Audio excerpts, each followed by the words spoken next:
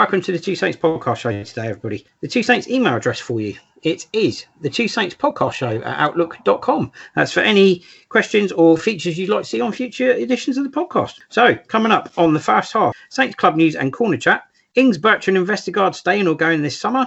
And James Ward-Prowse now firmly in the England squad. Should Saints fans be worried? Southampton FC February Goal of the Month winner. International reaction, James Ward-Prowse. Saints Foundation to feature on shirts for the Burnley game. Saints as one a year on. International report, Southampton Football Club, March 28. International roundup, Shay Adams. Under 18s report, Saints 1 Chelsea 3. International reaction, Alex Yankovich. Date confirmed for semi-final tie. And second date added for an evening of Queen. So, Mark, starting off with the very first one. Southampton FC, February Goal of the Month winner, James Ward-Prowse. Did they actually send this out to anybody, or did they just get a hat, put a few bits of paper in, shuffle them around and go, oh, here's the winner, James Ward-Prowse? It is clear to me, right? It's clear. So there was a vote of Saints fans. A fans vote? How many fans voted? 2? Yeah. And it is clear, right, that obviously they didn't watch all the goals. They couldn't have watched all the goals because that lad's goal for the under 21s or under 18s, whatever it was. I mean, that was the best goal of the bunch. And I don't understand how James... I mean, even Danny Ings's goal was probably better than James Ward-Prowse's free kick, but there you go. I think even the most ardent of Saints fans would struggle to pick Ward-Prowse's over the young. It's just actually, wow, baffling, absolutely baffling. But well done, James. Well done. Yeah, I mean, look, I guess if you're the captain, anything's possible.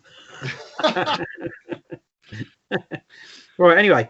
So moving on to that, more news about James Ward-Prowse. James Ward-Prowse was left wanting more after scoring his debut goal for England in their first World Cup qualifier against San Marino. Yeah, I couldn't help noticing, Mark. He played in a slightly more advanced role. And I've got to be honest, for me, he was man of the match. I thought he ran the show. I thought he was outstanding. Yeah. I know it was only San Marino, but I thought he was fantastic.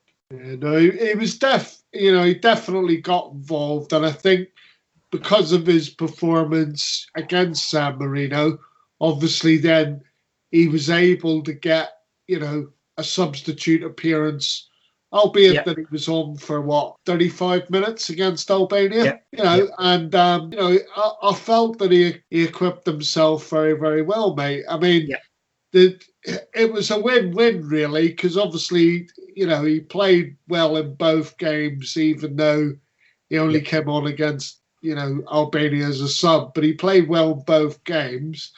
And it's ironic as well. In the following game, he wasn't picked for the Poland game. But you don't. And it was one of those games where, to be fair, if you watch the Poland game, it was one of those games where the free kicks and the set pieces were awful, weren't they? And they were crying out for James Ward-Prowse to be on them. Yeah, the worst shocking. Shocking, mate. I mean, all I would say is to be fair to GMs, he's done himself the part of good. Do you know what worries me though, Mark? What worries me is, and we've seen this before with England, and we've seen this before with Saints players, as well as he's done, I've got a real nasty feeling Gareth Southgate's going to leave him at home. And I hate to say that, it's controversial as it may sound, because he deserves to go. I can see Southgate making a massive error and leaving him at home. And I think that'd be a big mistake. I actually think that he will play at the Euros. I really hope he does. Well, he'll be in the squad at the Euros, whether he plays or not, so I think. But the reason why I think that is because obviously Gareth worked with him as the England under-21 manager, and I think what he sees, he sort of likes. The reason why I would say he didn't play against Poland was basically because he had made the decision, obviously, that he was going to rest certain players because of their involvement in the previous 2 games, and I think that's right, because if you look at Germany, say, right, I mean, Joachim Löw basically picked the same team for all 3 games, and look what happened. He picked exactly the same person for the North Macedonia game. I will say this, Mark. I will say this in fairness: if John Stones goes to the Euros after what happened against Poland, James Ward-Prowse is definitely on the plane. I mean, look, you can have moments that obviously. I mean, the thing is it wasn't great, but did he deserve a call up to the England team? I've got to be honest. I thought for one moment, on the basis of the season, yes, he did. I'll be honest with you, Mark. I had a slight moment when I suddenly confused John Stones with one of the Saints defenders from last season. Anyway, we're getting off topic because we're going off into the wrong area. So anyway, we'll move on from there. That was the reflections on the internationals featuring James Ward-Prowse, obviously, reaction to that. So moving on from there, Saints Foundation to feature on the shirts for the Burnley game, Mark. Good to see it, I think, in certain respects. Yeah, I mean, what I'm interested to know is, like, obviously, they do it every season, but also, they do Skype every season or disability awareness every season. And I dare say, the betting company probably won't give up the shirt for that, but we'll see. But yeah, there is a caveat. There is a caveat with that, and the caveat is that Saints Foundation are asking fans to show their support during the match day, the charity match day, by making a £10 donation. Right. Yeah, I can see that. But the thing is surely the whole idea of wearing the shirts is to raise awareness. And when I say raise awareness, I'm not, I'm talking on a global stage. I'm not just talking about in and around Southampton and in other places in England. I'm talking about, obviously by them wearing the shirts, it's an opportunity to get exposure on a group. It actually says Southampton Football Club's main club partner, sportsbet.io, has donated their shirt sponsorship and up to £10,000 to Saints Foundation for the Easter Sunday clash against Burnley, helping to raise awareness and vital funds for the club's charity. The logo will be displayed across the first team shirts during the match at St Mary's, with the match-worn shirts then being auctioned off to raise further money to support the work Saints Foundation carry out in the community. So there you go. As a further show of support for the charity, Sportsbet have kindly agreed to match the first 1,000 donations made by fans ahead of the charity match day up to a value of £10,000. Well, let's hope to raise that kind of money. Anyway, so we'll move on now. Saints is one year on. What are your thoughts on it, Mark? Well, I think everybody's thoughts is that the response from the Saints Foundation in relation to the pandemic, because obviously Saints' one was basically what came into being, once the pandemic hit. And I think the response from that, has been fantastic. Especially for those of us in and around the city. And obviously it shows that, the charity arm of the football club, obviously, they've made sure that during the pandemic, they're doing all the right things, really, in terms of helping with the vaccination, making sure that people are still getting their prescriptions, they can't sort of get out of the house.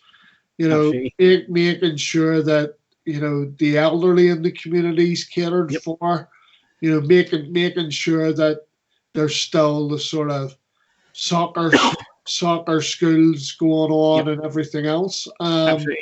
Because obviously all of that could have sort of fell apart, and obviously there's the contact through the different Zoom calls, and and even to the point where the Saints Foundation have been, phoning let's say the older Saints fans to make sure that they're okay and stuff like that.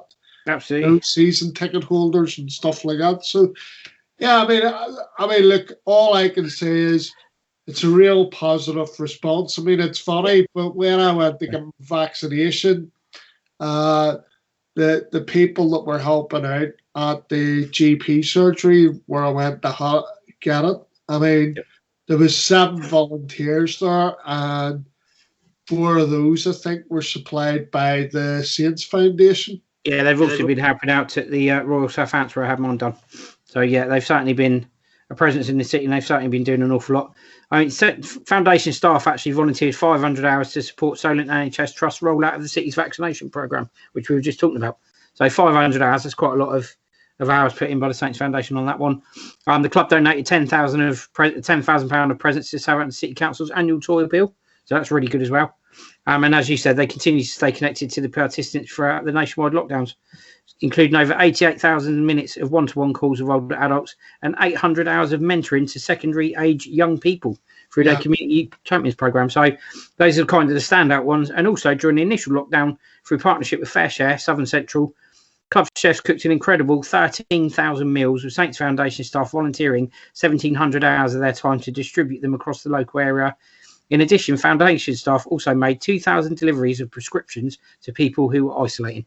Yeah. So what a 12 months it's been. Saints has won. Absolutely has been. Saints has won. And all under the same halo. Yeah, 100%. Man. So, yeah, absolutely fantastic, I think, Mark, in that one. Massively impressed with my club over that. So, international roundup and international report and reaction. Shay Adams gets his first Scotland call-up and scores in his second game, gets his first Scotland goal, Mark. Fantastic. Yes, and in his first goal, in his first game, he laid on the assist for the goal. Did. Yeah, assist in the first game, scores in the second. And his strike in the second game, just outside the area, buries it into the bottom corner after one touch. Yeah. So kind of very similar to what he's been doing at Saints, Mark. Yeah, all I would say is, you know, much as you're talking about James Ward-Prowse's chances of going to the Euros, I mean, you know, if Shay Adams, you know, keeps performing the way he is, you know, in the Premier League, wherever, right? But he is a certainty to be the first name on that Scotland team sheet for the next, you know, 9 or 10 years, if he wants it to be. Seriously. Because they have, I was looking and reading an article, and basically, you know, they're talking about 8 defenders, 8 midfielders, a couple of goalkeepers, and only taking 3 strikers. And the thing is he is a racing certainty to be the first named striker in that Euro squad, and he'd be the first named striker for me for the next, you know, 9-10 years if he wants with Scotland, because the thing is he is the only real goal threat of a striker that they've got.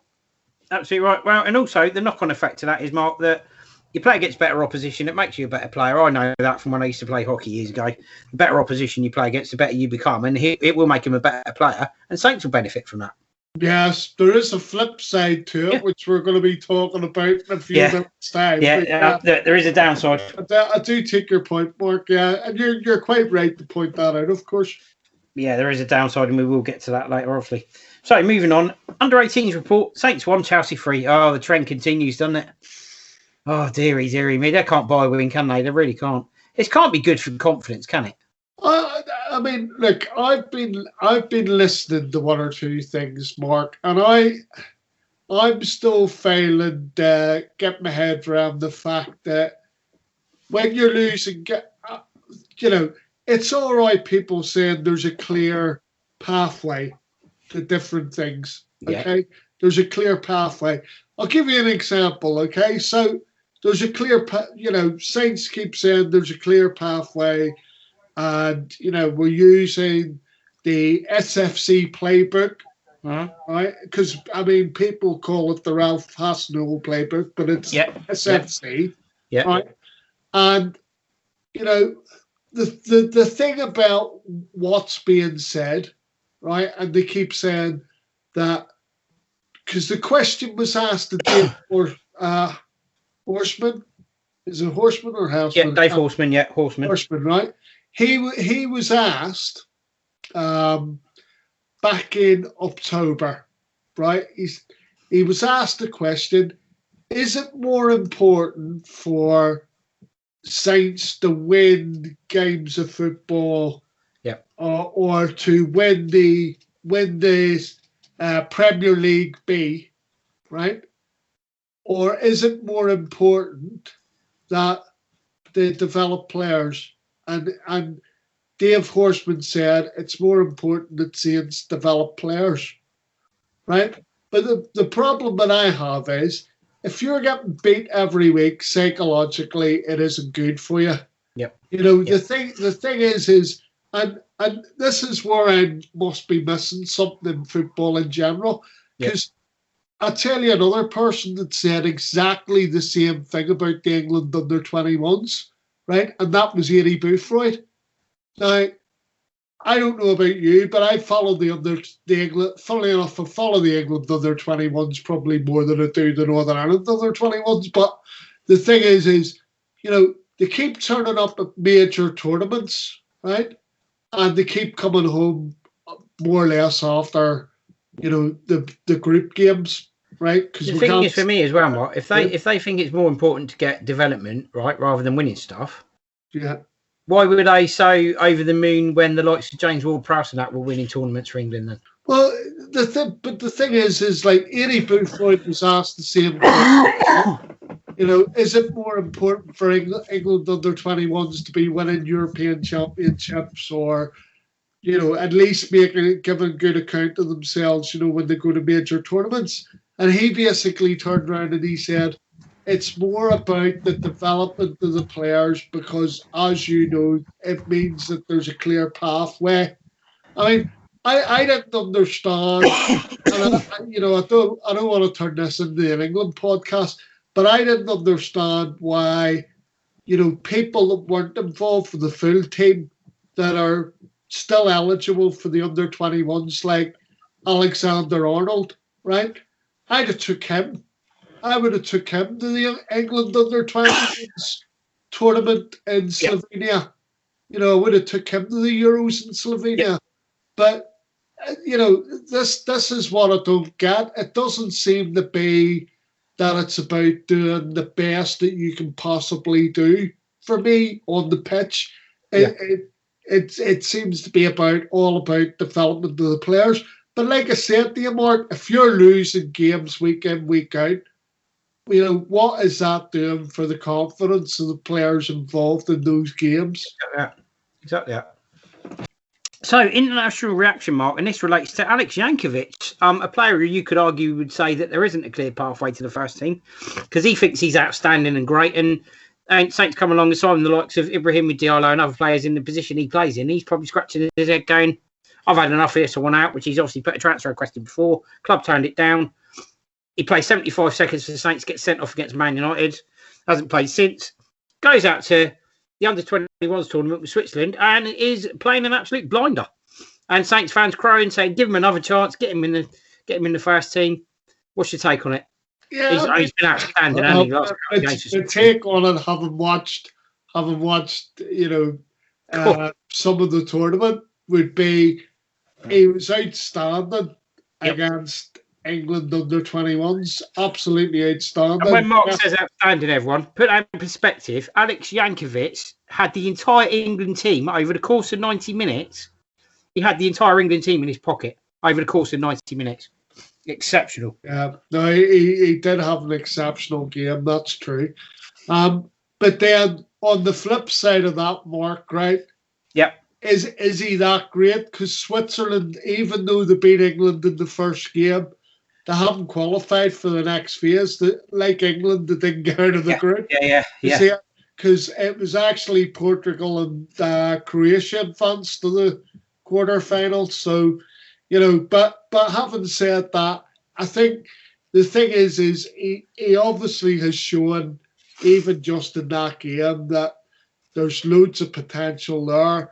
And I can understand why Saints sort of, are reluctant to let him go anywhere. Because when you've got that sort of talent on your hands, you're sort of sat there thinking, but he needs to produce it on a more regular basis, The thing is, there will be some Saints fans scratching their head going, well, why does he want to leave the club? Why does he want to try and play in a position where there's enough cover there at the moment? Look, it's very simple. Oriol Romeu is not going to be around forever. At some point, he's going to leave, or at some point, he's going to step down, or his career's going to end, and you need somebody who's going to fill that void. Yeah. And Alex Yankovich has the capability to fill that void. So that's the reason they're trying to keep him at the club, and that's the reason they're trying to develop him. But there's no giving on any of the players that they're all going to make it, is there? No. So, for me, I think he's had an outstanding tournament, and, I just hope he continues to develop at that rate, because if he does, fantastic. We've got another really good player on our hands. So anyway, moving on. A date and time has been set for Southampton's Emirates FA Cup semi-final against Leicester City next month, which will be broadcast live on BT Sport. He's currently spotted in the last four of the competition with an emphatic 3-0 win over South Coast rivals Bournemouth. Ralph Hasenhüttl's side will now face the Foxes at Wembley Stadium on Sunday, the 18th of April, kicking off at 6:30 p.m. British Standard Time. And Saints are actually yet to concede a goal in this season's cup campaign. Before we get into this, Mark, right, I just want to say to the listeners, we are going to cover, right, the spectator element in a later article. Yeah. Okay? So we're not going to talk about that. No. Right? So basically, why did it have to be Sunday at 6:30? Mind you, I suppose I did notice a few quips from a few Saints fans basically saying, well, at least my weekend can't be ruined.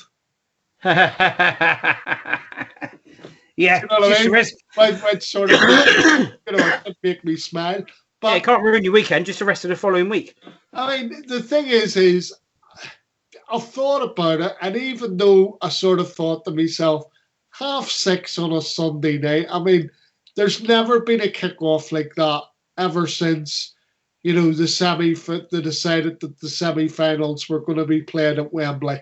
There's never been that late a kick-off. But having said that, Mark, and thought about it, considering that no Saints fans, unless you're living in the Brent area, are going to be able to go to the game, I suppose I just sort of think to myself, it is what it is, let's get on with it.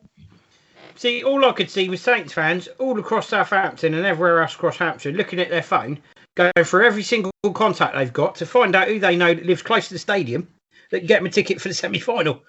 Yeah, no, but as I say, we'll come to that in a minute. But yeah. Just in relation to the kickoff, after sort of thinking about it, I just thought to myself, well, it makes little odds. No Saints fans are going to be in the stadium, so it makes little odds what time they kick off. It could be midnight. It doesn't make any difference. I mean, we'll all be sat there still glued to it, Well, the only difference it makes is for the likes of you, South, and I have been watching the watch-alongs that we've been doing, and every time we've had one, we've won. So that makes a difference. Yeah, no, well, it does to you and me. I don't know about the listeners. Yeah, anyway, moving on. Feel like a bit of Bohemian Rhapsody coming on. Anyway, due to phenomenal demand, a second night of Queen hits are coming to St Mary's Stadium on Sunday, the 20th of June, with only a few tickets remaining for Saturday night's show. Act fast to secure seats for an unforgettable evening of classic Queen songs, brought to you by Stars of the West End, with prices starting from just £25 for season ticket holders. Hospitality packages sold out for Saturday, 19th of June. The club are pleased to confirm hospitality is now available for the Sunday night, including the Premier VIP experience with Prosecco on arrival, 3-course meal, all beer, wine and soft drinks included, premium director seating for the performance and access to a lounge throughout. Or you can choose from our concert dining package from £65, including a premium padded central seat, a drink on arrival, 2-course meal, a bottle of wine and lounge access throughout. Or the super seat package from £45 with arrival drink, meal from street food market, lounge access throughout and the comfort of padded seats. How much is the fan zone? Is that £5? And bring your own. I don't know, man. But I mean, the club would love you for doing that advertisement. but I was going to say, yeah, I mean, it is what it is. Personally, I wouldn't pay the money to watch, actors from a West End musical. I'll probably play the money if Roger Taylor and Brad May was the turn up. In fairness, if we're talking about Queen and Queen performances and stuff like that, I'd much sooner be singing Another One Bites the Dust when we've beaten Leicester and made it 5 games out of 5 in the FA Cup, mate. True. I'd much rather be able to sing We Will Rock You or Another One Bites the Dust. But anyway, for anybody who's a Queen fan and likes a bit of Queen, it's a good way of spending an evening, isn't it? But personally, I can think of a slightly better way of spending anything between 25 and 95 quid, to be fair. But anyway, that's neither here nor there. But so it'd be interesting to see how many people take that, I think. So that brings us to the end of Saints Club news for now. So we're going to take a very short advert, and when we come back, we'll be doing 2 Saints Corner Chat. Ings, Bertrand and Vestergaard contracts are due This contracts are due to be renewed or looked at or not renewed, as the case may be, depending on what the club decide. So, are they staying or going this summer? And James Ward-Prowse, should Saints fans be worried as he's now family part of the England squad? We'll be back after a short break to discuss all that. It's Mark C and Mark H. Mark my word, they're here with everything in the Two Saints Show. Right, welcome back, everybody. So, the Two Saints Corner Chat, and today, Danny Ings, Ryan Bertrand and Yannick Vestergaard. Yannick Vestergaard has 15 months remaining on his contract. Ryan Bertrand and Danny Ings have both been offered contracts from the club already, we're led to believe, and as yet haven't signed them. So, will they be staying or going? I've been reading that Saints are actually quite committed to the fact Danny Ings will see out his contract. Do I think he's going to sign a new one? I'm not so sure he is. Ryan Bertrand, I'd like to see Ryan sign a new contract, but again, I'm not convinced he is. So I think with those two, you may well see their contracts run down. Yannick Vestergaard doesn't seem to be in a massive hurry to sort his contract out. But for me, it's more to do with, if you read what Yannick said regards to the interest from other clubs, as he had his head turned already, possibly, all I would say is, Yannick, don't forget, last season, you were pretty much fourth choice centre-back behind the likes of Salisu, Bednarek, Stevens, etc. Okay? Remember that, Yannick. Don't get ideas too far ahead of your station and think you're getting a big move to a big club, because you could fall flat on your face. I think Yannick Vestergaard should get his head out of the clouds a little bit, because it seems as though he's got his head in the clouds a bit. Concentrate on the job in hand at the moment, then see where you're at in the summer and make your decision then. Do I think the club should look at extending his contract, given his upturn in form and the fact he's becoming a key member of the Saints team? Absolutely. I'd like to see all three of them stay. Am I convinced they will? At the moment, I wouldn't be surprised if they stay. But I'm not convinced long term they'll be here. Two of them, I think, probably won't be. Yannick Vestergaard, probably more likely. But it is football and anything can happen, Mark. So, really anything that you just said out then, yeah? It's difficult one to call, isn't it? I'm trying not to sit on the fence, but it's very hard to not. No, I don't sit on the fence, right? I'm not trying to sit on the fence, I'm just saying. Here's where I am, mate.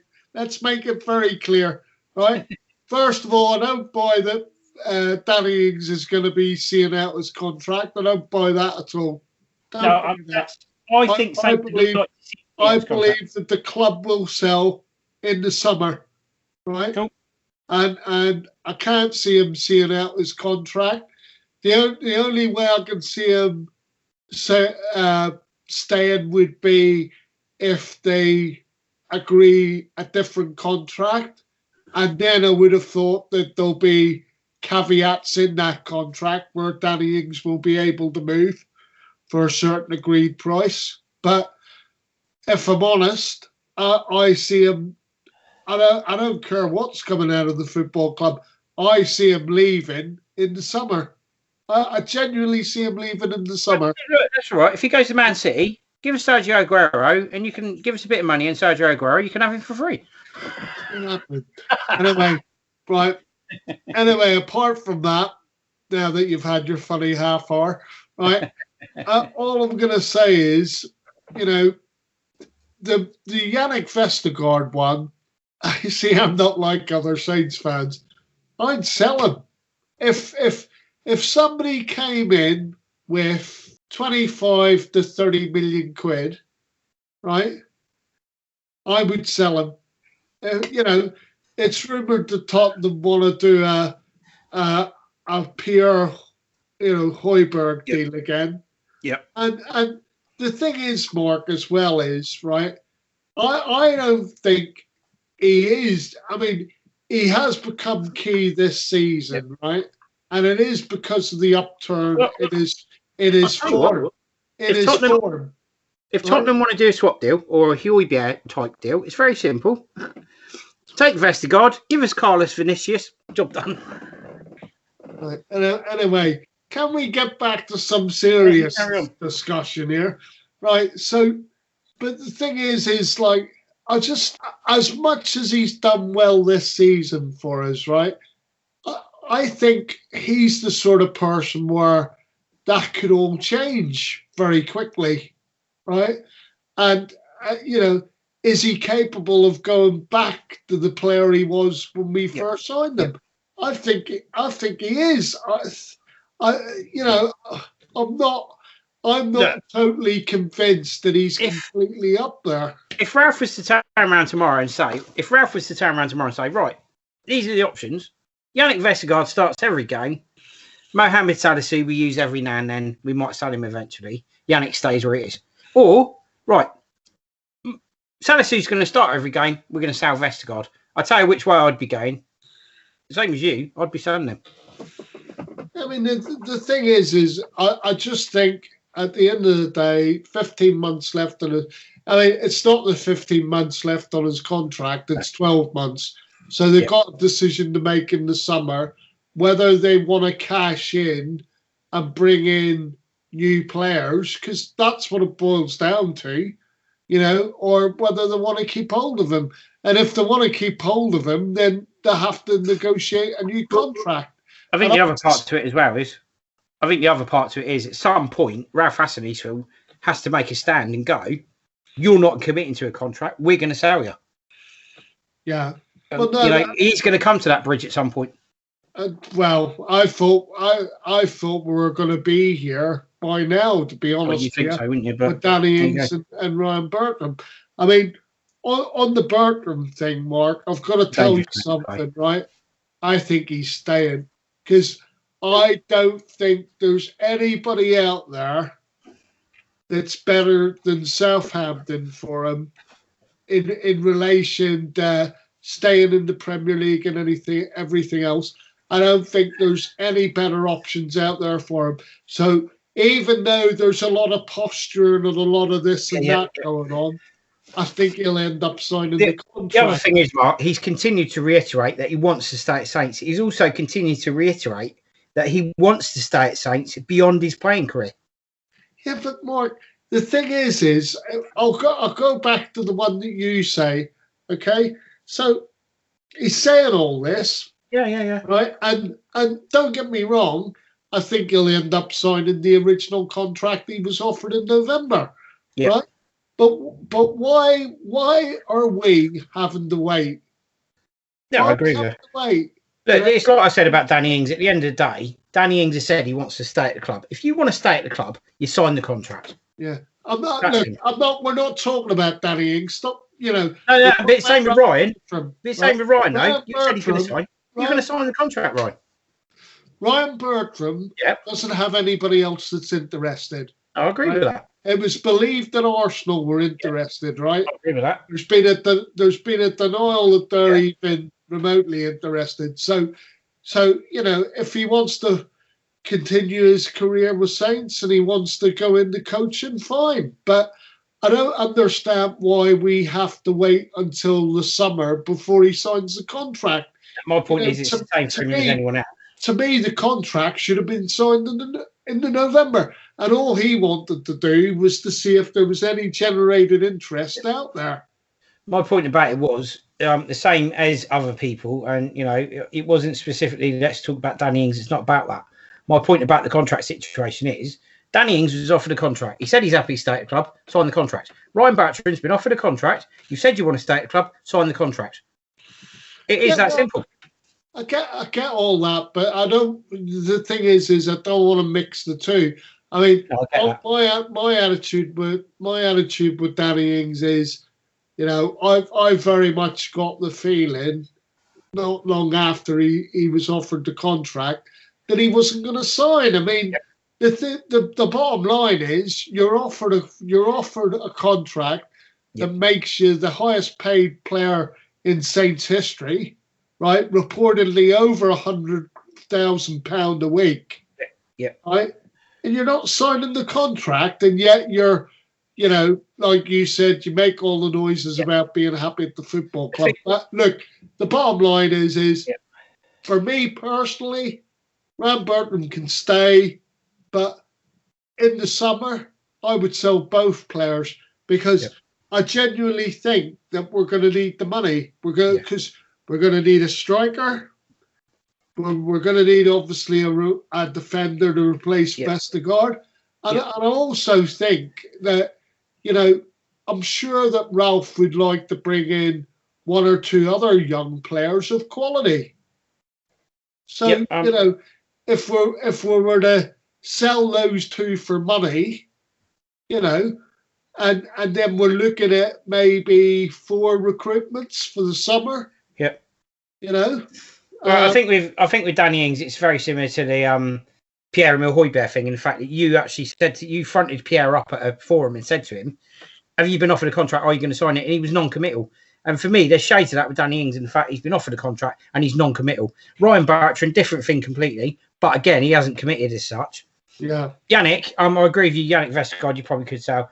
Ings and Bertrand, if you need the money, they get sold in the summer. There's no argument. Yeah. Because otherwise, you're looking at selling JWP, and that's the last thing you want to do. We can't sell Bertram in the summer. He's on a free mish. Well, okay, not Ryan Bertrand then, but Yannick and Ingsy, definitely. Yeah, 100%. Because otherwise, you're looking at selling Ward Prowse, and God forbid you don't want to do that. It's about progressing, and like you said, right, you don't want to sell Ward Prowse because Ward Prowse is the cornerstone. You move him out, and you're left with absolutely nothing, you know. But that's part of your team's spine, isn't it? Yeah, yeah. I mean, the thing is, the idea for me would always be, you know, JWP would be the start point, and you build a team around him. You know, you can't really build a team around him, but you get the idea of what I'm trying to say, you know. Yeah, 100%. And I think if the club, heaven forbid, were to sell him, you know, it would be a case of, you know, he'd have to go for an astronomical amount of money for me. Absolutely. Yeah, no, I agree with that. So also, James Ward-Prowse, firmly in the England setup. Should Saints fans be worried? Mark? I think we should be deeply concerned, mate, to be honest. I just think, you know, and obviously I can be subjective about it because my allegiances aren't England sort of thing, but they are when it comes to the under 21s. Bit bizarre.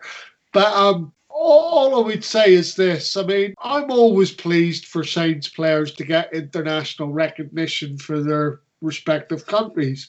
It's great. But I think the one thing that does worry me about obviously, you know, James being picked for squads and the potential of going to the Euros is that, you know, if he ends up being in the Euros squad, for example, right, he plays a few games, then obviously that even raises him more on the radar to other Premier League clubs, you know, and other Premier League clubs that have way bigger budgets than us. So, so there is a worry there for me. Yeah. I mean, I know that a lot of Saints fans don't necessarily recognise it. You sit there and you go, but it's got to be a good thing he's playing for England. I'm not saying that that's not a good. But my view on it. Sorry, carry on. What? There is a problem with that. In that, yeah, it's great for the player and it's great for us as fans to see him represent, you know, their countries and stuff like that. But you know, with James Ward-Prowse, I do think to myself, you know, if he does get plenty of exposure at the Euros, Mark, you know, and England do well, you know, you can bet your bottom dollar because England are actually favourites in the tournament. Yep. You know, with the bookies. I mean, not that means a lot, but you know, if he does well for himself, you can be rest assured that people will come knocking in the summer. The thing is, for me, it's pretty straightforward and simple. Fantastic. He's getting England recognition. He deserves it. He's getting that recognition while playing for us, which is even better, to be fair. I think he's probably one of the most underrated players in the Premier League. The worry is that, yes, bigger clubs will want him. For me personally, I don't think it'll come down to whether or not James Ward-Prowse wants to leave Saints because I don't believe he'll want to. I think it'll come down to purely and simply, if the club decides to sell him, it's out of his hands. And I don't think it'll be down to James Ward-Prowse wanting to move. It'll be down to the club deciding to sell him. Of course. Because I don't genuinely think he wants to move, to be fair. But my wish would be that obviously if the club decide to sell him, it has to be for a significant amount of money so that you know Ralph's able to bring in quality reinforcements. Absolutely. Well, since we've been doing this corner chat, Mark, we've actually had some breaking news out on Twitter via Hampshire Live. Hampshire Live is stating that Southampton have actually entered new contract negotiations with defender Yannick Vestergaard in the hope of extending his stay with the club well beyond the summer of 2022. And that broke very recently on Twitter this evening, literally right now as we're doing the pod. Right, okay. And that's being reported via Hampshire Live. So the source for that, Hampshire Live, everybody. Anyway, back to James Ward-Prowse. I'm hoping he'll stay at the club, but I think it'll be down to whether or not the club decides to sell him. And it will be as a result of the England recognition. If anything, it puts the price up, but that doesn't now pass because it means we lose our captain and we lose part of the spine of our team. Well, we lose one of our cornerstones, that's the thing. But well, for me, he's the first name on the team sheet, isn't he? As I say, it's we'll just have to wait and see it in the summer, mate. But at the end of the day, I'll go by what I said. It's a double-edged sword, especially when it comes up to major tournaments. Because if you personally have a good European Championship or a good World Cup, that doesn't spell good for Saints in the sense of, because the club look at it, they think to themselves, somebody comes in with a very good cash offer, then it's a case of, do we sell now? Do we wait? And unfortunately, James is getting to that point where he is coming into his prime. Yeah. And it does, I'm not going to hide it. It does concern me. It does concern me if he goes to the Euros, So in answer to the question, should Saints fans be worried? I would agree with you, and I would say, they should be. Yeah, 100%. Definitely. Well, there you go. I think that's brought an end to an end, a quite fiery and quite upbeat corner chat today. Oh yeah, no, definitely. But that's what it's all about, everyone. A bit of passion. Got a couple of Saints fans there passionate about what they talk about. So there we go.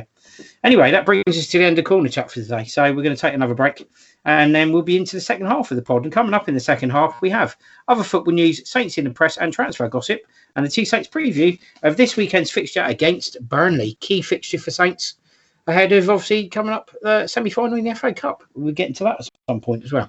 So, coming up in the second half of the pod for you, we have other football news, Saints in the press and transfer gossip, and the Two Saints preview of Saints versus Burnley this weekend. So, short break and we'll be straight back. Fiesta 95 FM, the Two Saints Show. Right, so welcome back. Other football news, and we begin with the Premier League. So, Premier League news, BBC are to show Wolves versus Burnley, Leeds versus Man United has been moved. Also, Aguero is set to leave Man City. Yeah, that's not massive breaking news because you all kind of knew that last week sometime. Bramley Moordock, Everton cleared to build new £500 million stadium. That's quite a lot of money for a stadium. Right, so anyway, starting with the Premier League. The BBC are to show Wolves versus Burnley, and Leeds and Man United has been moved. So Wolves will host Burnley at Molineux on 12 o'clock BST, Sunday 25th of April. Man City will now travel to Aston Villa on Wednesday 21st of April after reaching the FA Cup semi-final. Chelsea, Leicester and Southampton, the other semi-finalists, will also play their rearranged top-flight games in the same mid-week. Leeds United's home games against Liverpool and Man United have also been moved to new dates. And reigning champions Liverpool will now visit Ellen Road on Monday 19th of April. So that brings you up to date with the Premier League coverage on the BBC. Right, moving on.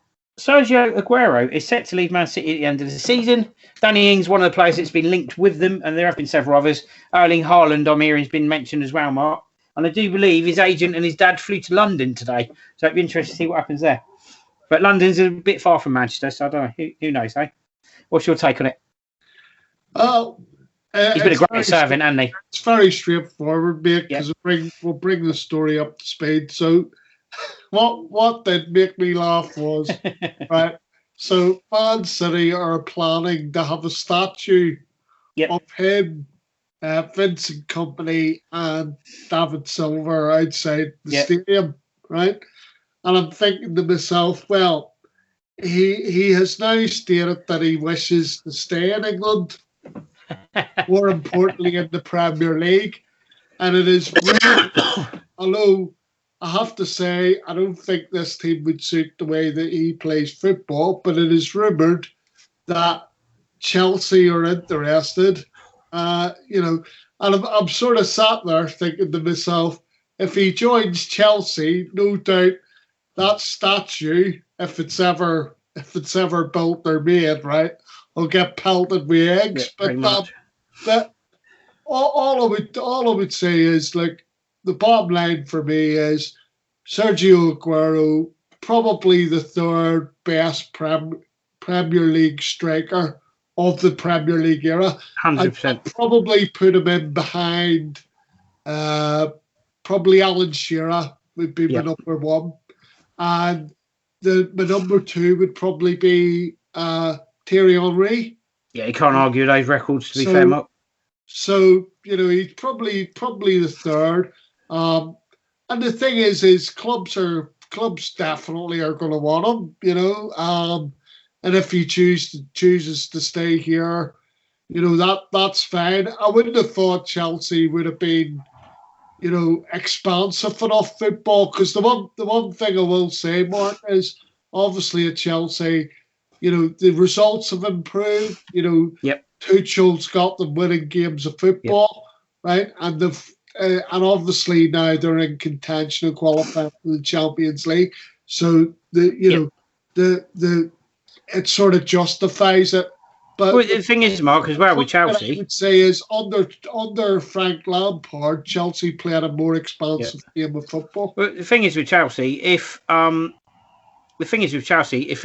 Giroud is struggling for game time at Chelsea and not likely to feature very often, what sort of chances has Aguero got?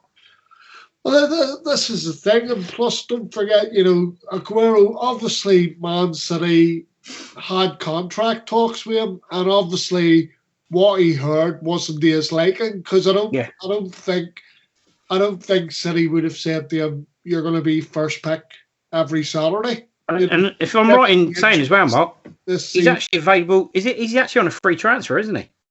Yeah, he is. Yeah, he'd be on a free transfer. Yep. 100%. West Ham will be trying their luck then. I'd be very surprised, man. I'd be very surprised. They'll try it, won't they? It's just West Ham all over. Anyway, moving on. Bramley Dock, Everton's £500 million stadium. £500 million.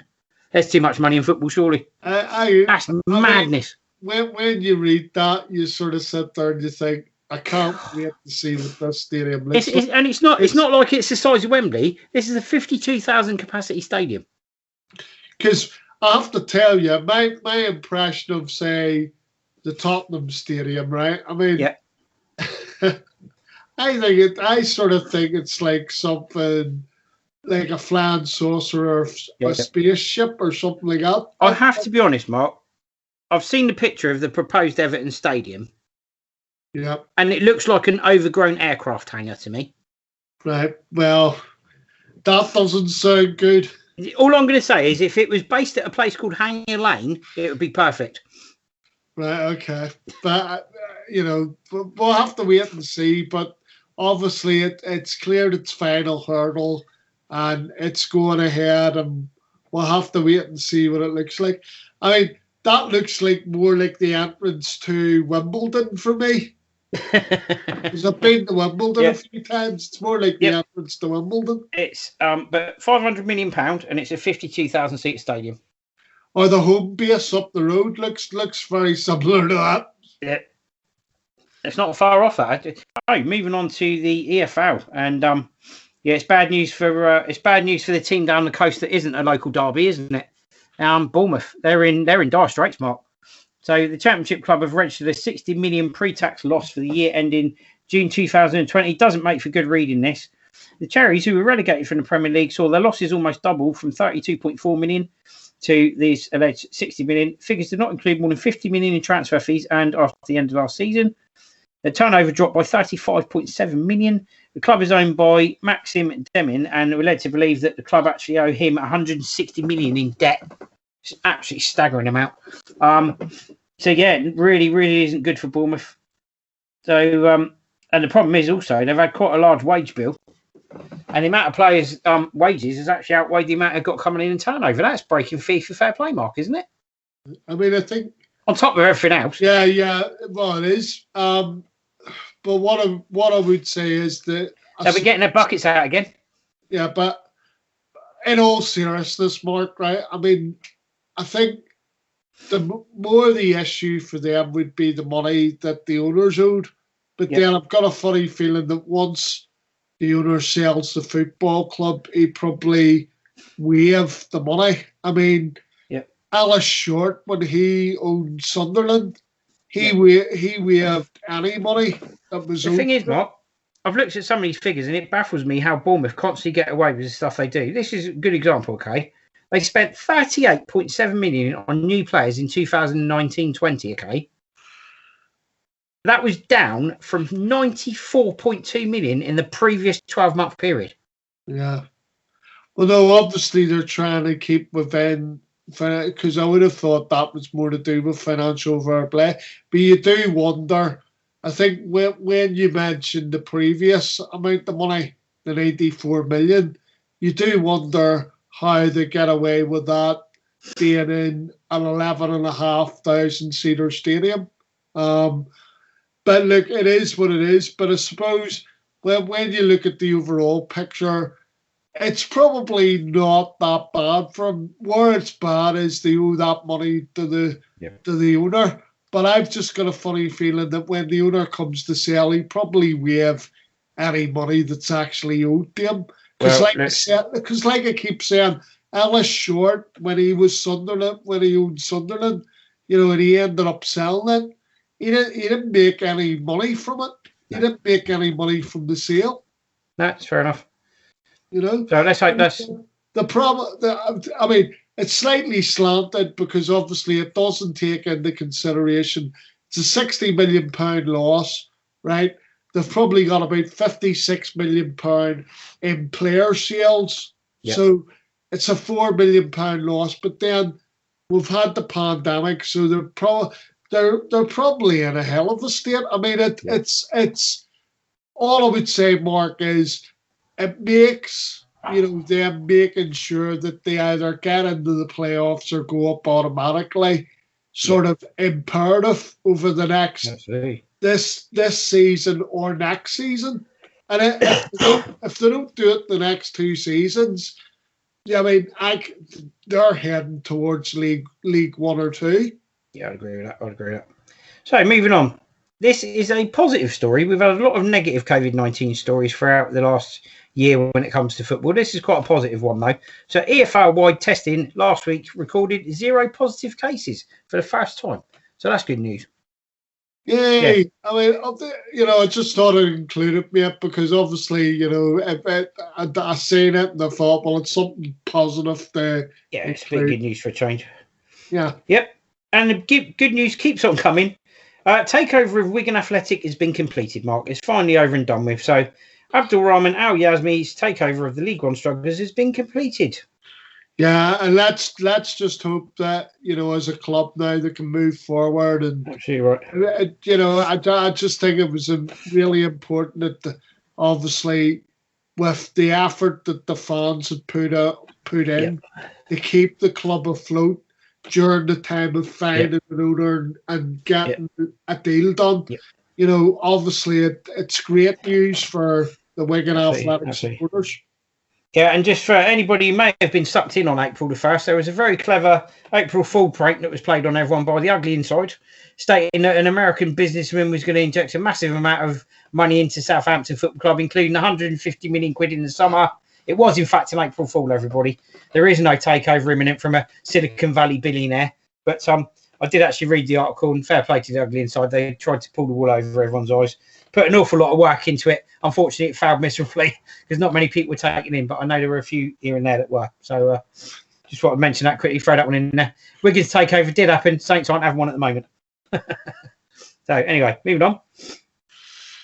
Football's child sex abuse scandal. Abuse survivor welcomes crew chairman's resignation. Steve Walters first spoke out in 2016 about being sexually abused by Barry Bennell. Ex-Crewe Alexandra player Steve Walters welcomed the resignation of the club's chairman John Bowler, saying his departure on Thursday means abuse survivors can finally move on. Yeah, I mean, the only thing I would say about this is John Bowler obviously is the last remnants of anybody who was around at the time when a lot of this was going on. And obviously he's the last remnants of any of it. So obviously Steve Walters used to play midfield.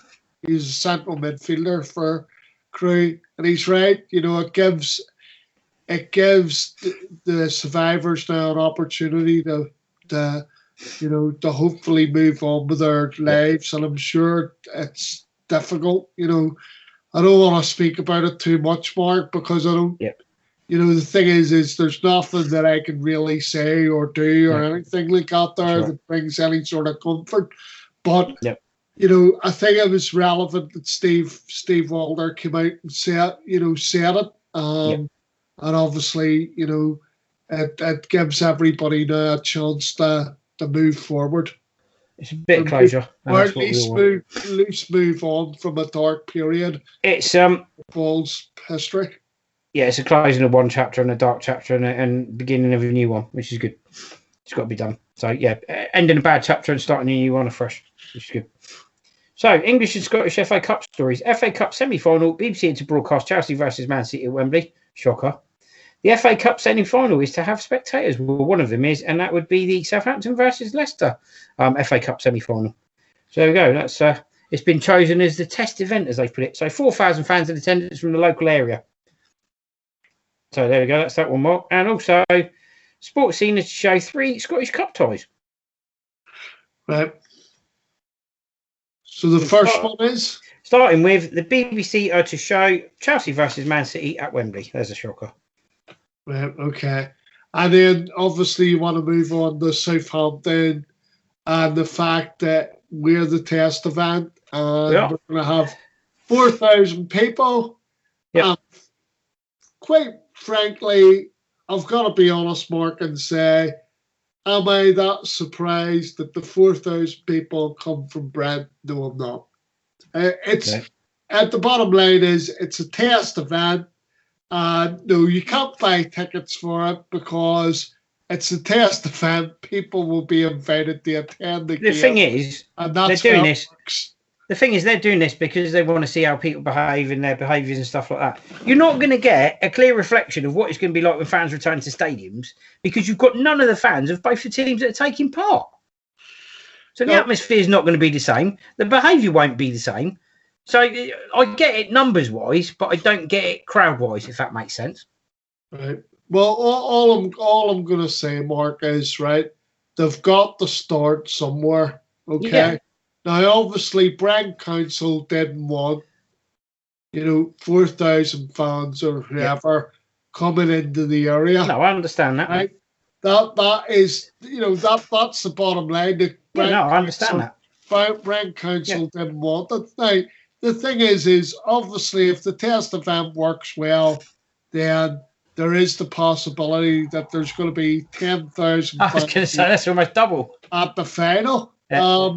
But and I take your point because we spoke about it offer. Yeah. And I said I haven't got an issue at all with the fact that it's it's local people going to the event, but and I did say to you. Yeah. But it's not replicating what a football match is normally like because I agree. As I say, the people that are going to the football match aren't invested. They don't support either side really. So it's not going to replicate what say the FA Cup final is going to be like. Yeah. But at the end of the day, look, it is what it is. I can understand the reasons why Brent Council didn't want more people. Understand why they wanted to keep it local, but obviously, it'll be another month down the line when the finals happening, and then we'll have to see what happens. But it is, I can get that it is disappointing because it's not going to be a passionate crowd. I mean, yes, it's good for the players or the teams involved that there's people in the stadium, but it's not going to have, they're not going to be invested people. They're not going to be invested in the match. It's like I said, the thing is like, and I've got to be honest, if we were to get to the final and I was lucky enough to go, Mark, I've got to be honest, I wouldn't be interacting with anybody else. I'd be just sat there in the seat, sort of watching the game and taking everything in. But I wouldn't be acting how I would normally act. I've got to be honest. No, I'm right there with you on that one. I totally would be exactly the same, to be fair.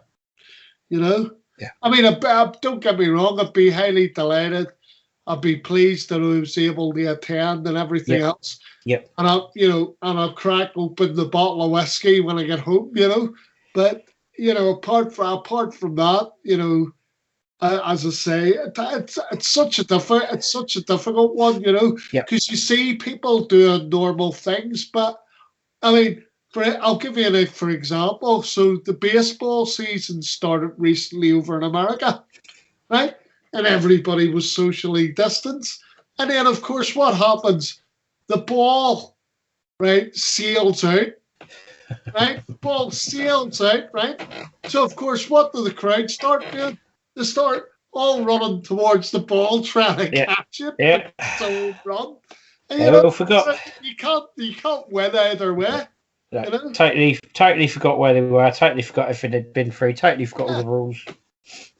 Yeah. And they were perfectly observant. I mean, I've seen the footage. They were perfectly observing everything, right? You could see groups of families were sat with each other, properly socially distant. Yeah. And then as soon as the first home run gets hit, they're all flipping running down. There you go. Gotta get the ball. Well, all I'm going to say is when cricket returns to the GS Bowl, watch out what happens when the first six gets hit. It'll be the same thing.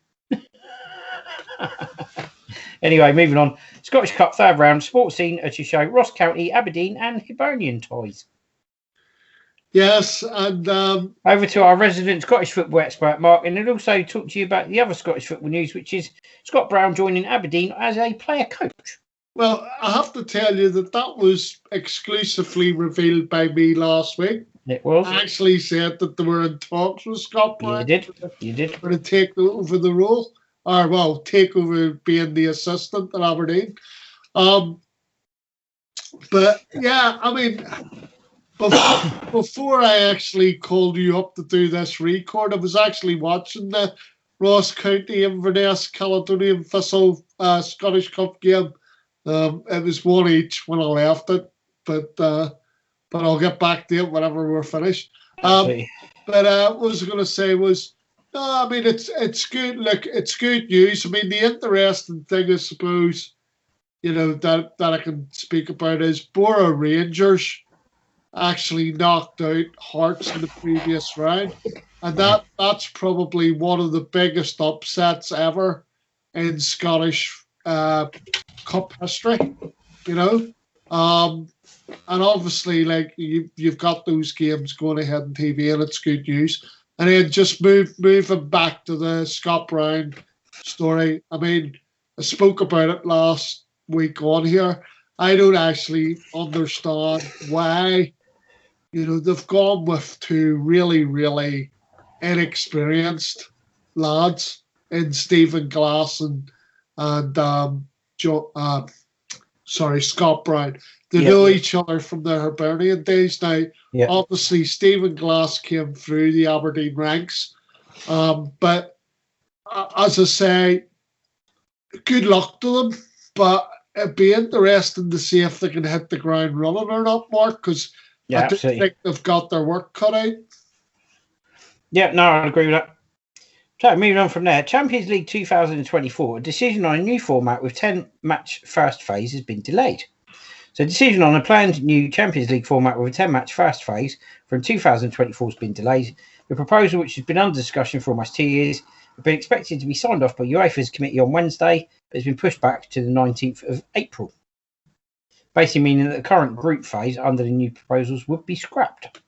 Yeah, I mean, all I'm going to say on this, Mark, is I agree with Steve Parish. He came out and spoke about this a couple of weeks ago, where he turned around and he said, this signals the death knell for English football in terms of the money. Because the problem is that, probably by about 2026, the TV money won't be in the English game anymore, because they'll be concentrating on this larger Champions League format that's being introduced. And it is a worry. And every supporter out there, I don't care, what team you follow, any decent sort of person that cares about the English game, should be worried by this development. Yeah. I mean, again, I don't want to turn it into the them and us. It's great if you're an armchair fan. It's not so great if you're paying money through the turnstiles. Yeah, exactly that. No, exactly that. Right. So, moving on. England under-21s news. Adi Boothroyd says the England under-21 manager's job is utterly impossible. Yes, interesting. Right. The England senior men's job was called the impossible job, he said. The England under-21 team is the utterly impossible job. Boothroyd said the way the England international setup is structured limits the chances of the under-21s winning tournaments, despite the fact his side won the Toulon tournament in 2018. It's not possible to win at all levels, he said. Part of the reason we haven't won this for 37 years is that the under-21s role is to get players to the first team.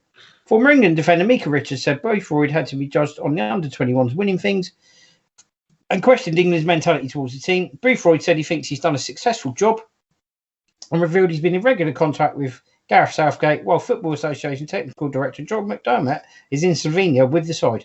Are we on the same page? Absolutely. All the way through the pathway, we're on the same page, he said. Well, all I would say to that is, look, it's a difficult one, Mark, but all I'm going to say to you is this, right? When Adi Boothroyd was sacked as Northampton manager, right, which was the last management job he had in the Football League, right? Yeah. Before he moved to the FA, right? Northampton were 9 points adrift of safety, right? I think they were the foot of the tape, foot of League Two at the time, right? And he obviously left the job, had a bit of a sabbatical, and then went to work for the FA. All I would say is England have success. The England under-21s have successful qualifying campaigns, but when they get to the major tournaments, Adi Boothroyd, I mean, they've played 6, right? And he's only won 2. Yep. Because obviously they qualified for this year's Euros and they qualified again. I think it was 2 years or 4 years ago under him. And when they've got to the finals, they've only won 2 games. It's ironic as well, actually, that I think you'll find as well, the Toulon tournament, if I remember correctly, in 2018, I think you'll find a certain Saints captain was actually part of the team that won that. A certain James Ward-Prowse, Mark. Yes, no, but as I say, it's look. I think Adi Boothroyd's the man for the under-21s? No, probably don't. I know, in fact, I know I don't. But the thing is it's the double-edged sword where, and I spoke about it when we were covering the Saints Club news, that England seem to be stuck in this thing about it's all about the pathway and it's all about developing players and it's not about winning tournament football. Yeah, exactly. And as a supporter, you just sit there and you think, I don't know. I don't get it. I really don't get it. No, me either. Well, let's hope the England under-21 start winning things just to prove him wrong.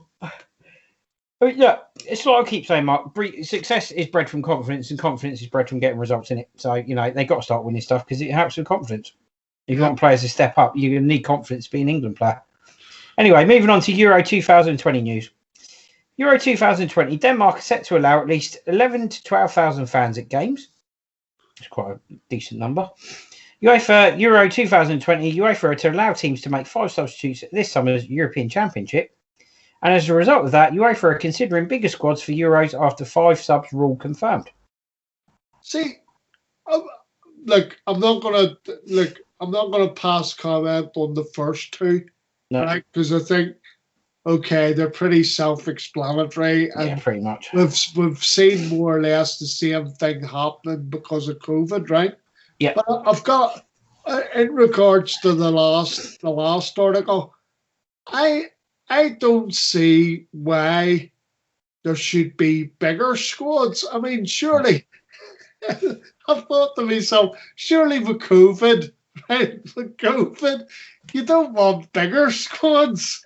You'd want lesser squads. I can't be honest, Mark.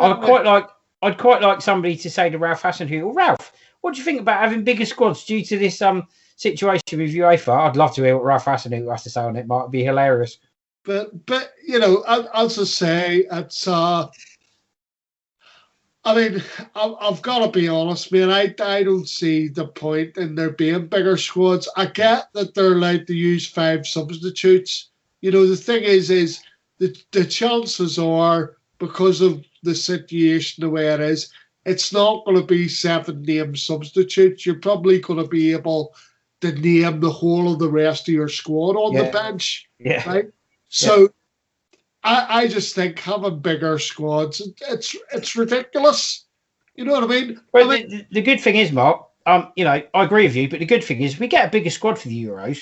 Gareth Southgate will be fine because then he won't have to make a phone call to sort of 4 or 5 players to say you're not going because he can take them anyway. Well, no, there is that benefit, I suppose. But then I sort of sit there and think, if Northern Ireland had a qualified, we'd have struggled to name 30 players. That's a fair point, mate, actually. That's a fair point, actually. Yeah. No, look, you've alluded to why that is as well, to be fair. You have enough problems finding that many in your own leagues, don't you, to be fair, from what you've told me. So, yeah, I get where you're coming from. Anyway, let's move on from there. So, World Cup 2022, Qatar protests from players. Norway players have staged a protest and German players have staged a protest. Well, Germany actually qualified for the World Cup yet. After losing to Macedonia. Nobody has, mate. We're only in the first round. We're only in the first round of matches. But although, let's not forget, Germany lost to Macedonia. North Macedonia, get North it right. Macedonia, sorry. North Macedonia. Thank you. I don't want people, you upsetting people around the globe. So North Macedonia beat Germany.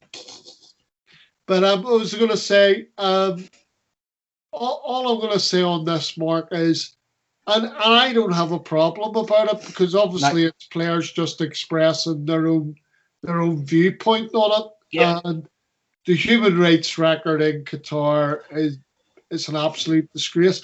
I mean, there's just one thing I want to speak on this, and that is that the treatment of the workers that have had to build the stadiums in Qatar as well. I know that hasn't been highlighted, but that was probably part of the protest too, because some of the workers were treated, you know, terribly. Basically, it's to make sure that these stadiums obviously are up and running and ready for the 2022 World Cup. Well, next year's World Cup now. So, yeah, I mean, as I say, you know, to me, that, you know, the players, if they get what's going on in Qatar, they have the right to protest if they want to protest. You know, as long as it's done responsibly, not a problem. And no, absolutely right. Yeah, and look, you got people protesting in Formula One and American football and everything else. So, you know, why should football be any different? Anyway, talking about stuff like that, footballers boycotting social media over racism and bullying. Thierry Henry has removed himself from social media as a result of all this. Said he won't be re-engaging until it's all pretty much stopped because he's had enough of it. What's that effect, pretty much? And also, Gareth Bale has said that he'd be quite happy to join a social media boycott in order to fight abuse. Yeah, I mean, I think the thing is Mark, like, and you know, we touch on this every week now. Yeah. But the thing is, I think unless you have sort of, you know, a lot of influential people in the sporting world, right, come together and say, let's boycott social media until the likes of Facebook and, you know, whatever. I mean, I'm not on Twitter and things like that there, but all the different social platforms, until they're prepared to take some sort of action where people are responsible for their accounts and it's all, you know, passworded and whatever. And these people can be properly identified. I think it's the right course of action to take because, I mean, I agree with taking the knee in terms of the awareness thing and everything else. And there probably is a sell-by date on that, Mark, right? Yep. But until somebody comes up with something better, as I keep saying, I'm in favour of it. But I like the idea of this, but it needs loads of influential people to get involved to sort of bring these social media companies to account. Absolutely. Look, I agree with that. And we've discussed it every week. You know my stance on it. It's always been pretty much right down the line. Be it on the pod or not on the pod. You know, you and I have both spoken about it, and I've been right down the line on it. So same as you yourself. So yeah. Anyway, we'll move on from that. We're going to take a very short break, little advert coming up, and then when we come back, Saints in the press and Saints transfer gossip. It's Mark C and Mark H. Mark my word, they're here with everything in the Two Saints Show. Right, welcome back, everybody. So, Saints in the press and Saints transfer gossip. So, Southampton have the ugliest fans on Tinder in the Premier League. It's a little bit harsh, Mark, I think. Yannick Vestergaard links to big clubs are a pat on the back. Southampton said to have opened talks with latest Spanish sensation. Jonathan Woodgate drops claim over Bournemouth face as West Ham, Brighton and Southampton circle. And Southampton now confident Ryan Bertrand will sign a new deal and snub Arsenal. Arsenal fans want James Ward-Prowse signed after classy England display. So we're starting with Southampton have the ugliest fans in the Premier League on Tinder. Harsh. They're in the wrong area. I don't know, because I'm going to leave this one with you, Mark, right? Because I have never frequented Tinder, right? I don't even know what it's about. I'm assuming that you get a photograph of somebody and you do the judgmental thing. Yeah. Oh, it's very simple. You swipe left or you swipe right. Right, okay. Left for no and right for yes. Right, okay. I mean, to be fair, I mean, you know, I've been frequenting, travelling with Saints fans, the matches, and going to home games for, you know, over 20 years. Well over 20 years now. In fairness, right? On Tinder, they say swipe left, swipe right. I think actually what they should replace it with is snog, marry, avoid. Right. But unfortunately, quite a lot of those would be avoid. So it's a bit of an issue. Yeah. But I mean, the thing is like, let's be honest to the listeners here, right? I mean, Mark and I are far from oil paintings, right? So speak for yourself. So we're probably not best placed to pass comment, but I mean, you know, all these sort of polls are subjective. I mean, half of me sort of thinks to myself, yeah, it's just people who are obviously, you know, big club supporters, right, that have obviously piled in on a survey, right, and the lesser clubs, right, mind you, Newcastle was there, so I don't know what happened there, and I've met some stunning girls in the Gallagher area from Newcastle, but there you go. But I mean, I'm just assuming that, you know, because obviously we got it in the neck. I think Burnley's fairly low down the list. But, you know, you notice that none of the bigger, apart from Newcastle, none of the bigger teams are sort of down round the bottom. And I just think half these surveys are filled out by, you know, people that don't even attend the games of football, you know. It goes back to the armchair mentality again. It's ironic that the clubs with the most money have got the best looking fans. Yeah, probably because they've all had plastic surgery because they've got enough money to pay for it.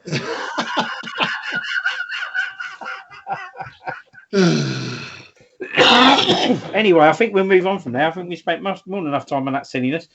Yannick Vestergaard admits that links to big clubs are a pat on the back. Yeah, they're a pat on the back for Southampton FC, not you.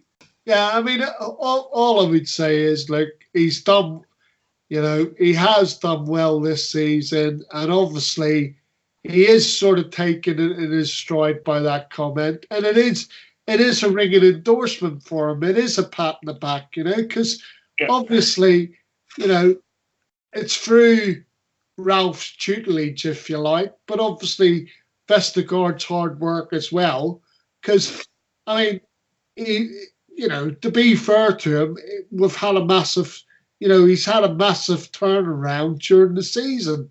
Yeah. You know, and and good luck to him. Irrespective of what happens about these contract talks and everything else, or what might happen in the summer, good luck to him, because as I say, the turnaround and change in fortune in his performances personally have been, fantastic to see. Yeah, absolutely. So moving on from that, Southampton said to have opened talks with latest Spanish sensation Jorge de Frutos. He's actually currently, sorry, bear with me a second. Currently with Valladolid. He was with Valladolid for until January. He would play just 3 times before joining Segunda Division side Rayo Vallecano for the second half of the season. Last summer, he was a player whose career was going nowhere. Top tier side in Spain, Levante, had seen something. They signed him on a 5-year deal last summer from Real Madrid. At 23 years old and with only 3 top flight appearances to his name, there's a big chance for the winger, and he seems to have taken it. So far this season, he's made 27 appearances in La Liga and scored 3 goals. It's not his scoring prowess that's made headlines, it's his assists that are making him stand out. He's got 8 so far, and only 4 players in La Liga have more than them, including a certain Lionel Messi. But anyway, Mark, the thing is how true those rumours are, we don't know. Yeah, I mean, the thing is it's being reported that they're in talks. I've got to be honest, I don't believe it.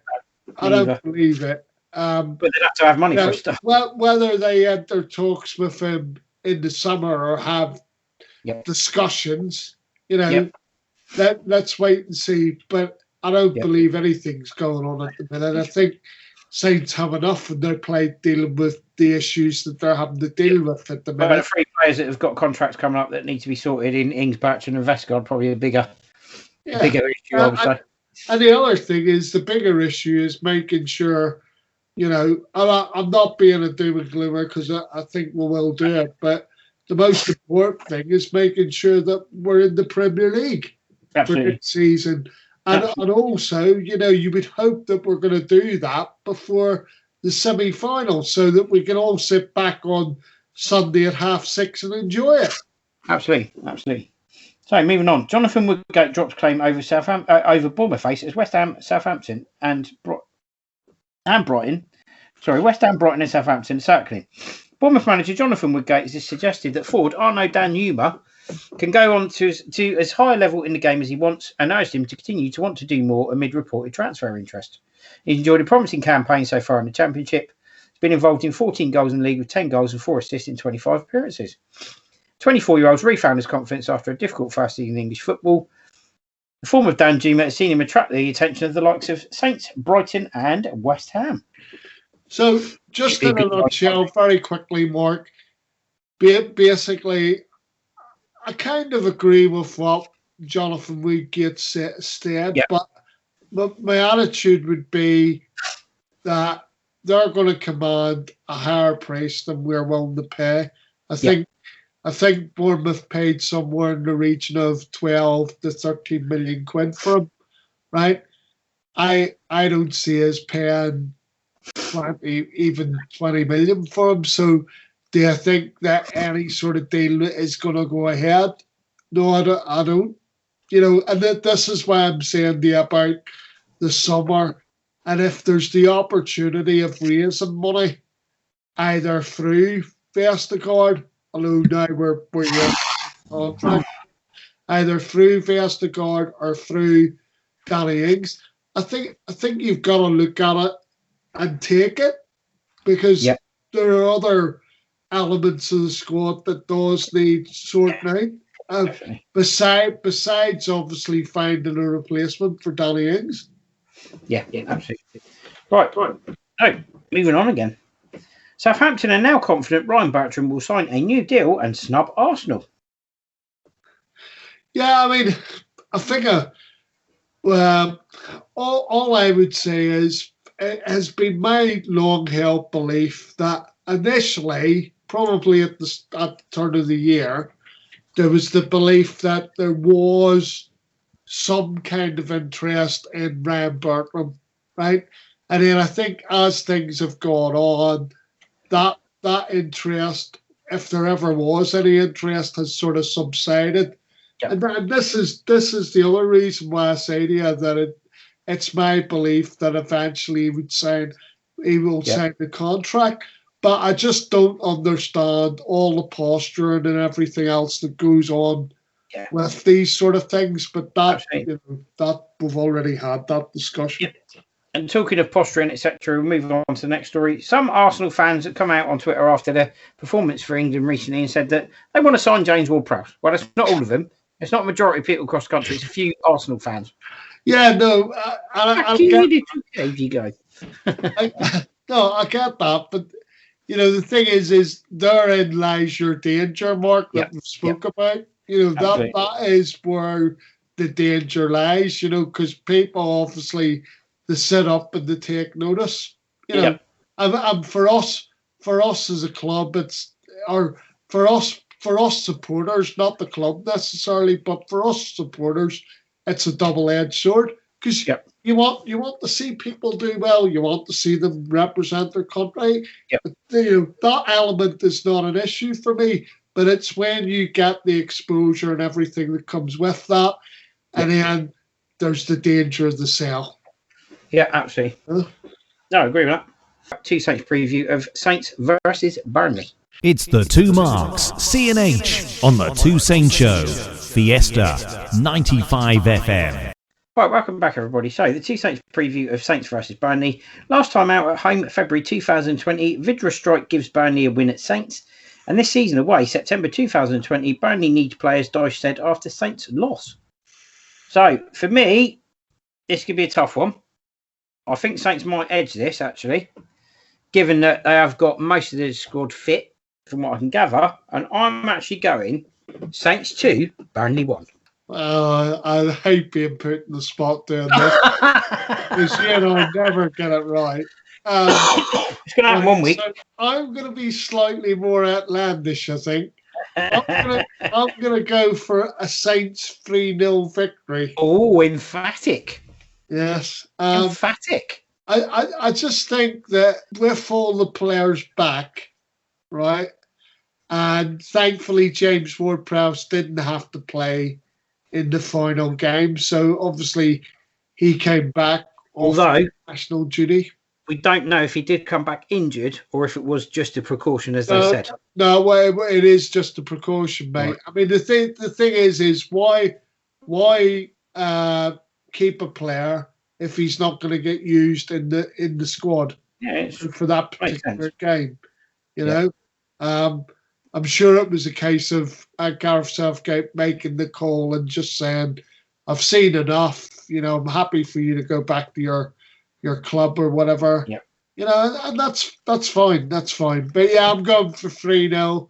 I don't know how it becomes so difficult for us to beat Burnley. Now, I get that they're structured, they're committed, they work as a team, they've got a good team ethos, right? And a lot of that pulls you through. But I sit there and I look at the quality that we've got compared to what they've got. And I just, this time round, I'm sitting there thinking to myself, there's too much on the line on Sunday for us not to turn up. They still owe us a performance in the league off of the back of losing to Brighton at home, which was the last league game, and